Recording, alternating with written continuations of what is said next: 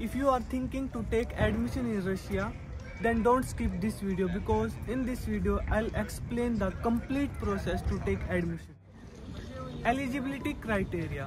The first and the most important thing is you must qualify NEET exam.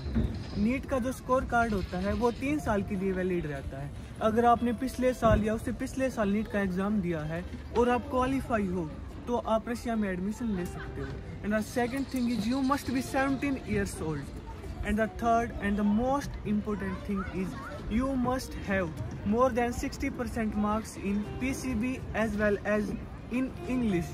लेकिन ये university to university very करता है। कुछ universities होती हैं वो 50% मार्क्स पे भी एडमिशन दे देती हैं, लेकिन जो कुछ यूनिवर्सिटीज़ होती हैं वो 70% मार्क्स मांगती हैं।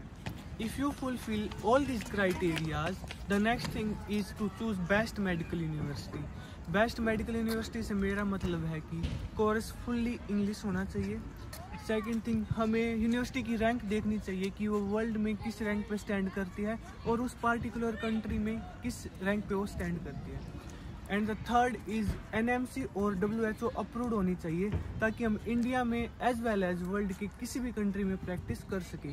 And the fourth and the most important thing is university budget friendly होनी चाहिए ताकि हर कोई उस यूनिवर्सिटी को अफोर्ड कर सके। If you have selected your university, let's talk about the document required to take admission. The first thing is you must have passport, क्योंकि अगर किसी भी कंट्री में जाते हैं तो ऑब्वियसली तुम्हारे पास पासपोर्ट तो होना चाहिए।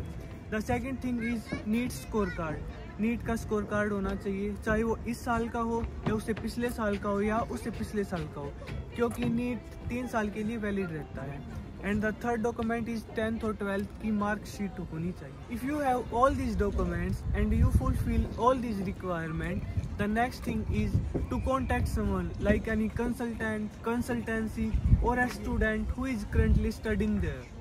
If you have selected someone like any consultant, consultancy or a student, the next thing is आपको अपने डॉक्यूमेंट उनको भेजने हैं। वो आपके डॉक्यूमेंट को यूनिवर्सिटी में भेजेंगे। यूनिवर्सिटी है वो आपके डॉक्यूमेंट को वेरीफाई करेगी और आपको एडमिशन लेटर प्रोवाइड करेगी। एडमिशन लेटर मिलने के बाद आपका एंट्रेंस एग्ज़ाम होगा। डोंट वरी अबाउट दैट, इतना हार्ड नहीं होता, वो आसानी से क्रैक हो जाता है। अगर आपने एंट्रेंस एग्ज़ाम क्रैक कर लिया है, the next thing is university आपको कॉन्ट्रैक्ट पेपर प्रोवाइड करेगी। इसका मतलब है कि आपका यूनिवर्सिटी में एडमिशन हो गया है। इतना सब होने के बाद जब यूनिवर्सिटी को आपको रशिया बुलाना होता है रिमेनिंग प्रोसेस के लिए और स्टडी के लिए, तो यूनिवर्सिटी इनविटेशन लेटर बनाती है। यूनिवर्सिटी इनविटेशन लेटर पहले मिनिस्ट्री ऑफ एक्सटर्नल अफेयर को भेजती है ताकि आपका वीज़ा इजीली लग सके और फिर आपको भेजती है। आपके पास इनविटेशन आ गया है, then you can apply for the visa. जो भी आदमी आपने सेलेक्ट किया लाइक एनी कंसल्टेंट और समवन, वो आपका वीज़ा में पूरी हेल्प करेगा। Now you have your visa, you can come to Russia. इस वीडियो में इतना ही, मिलते हैं अगली वीडियो में। Thank you so much.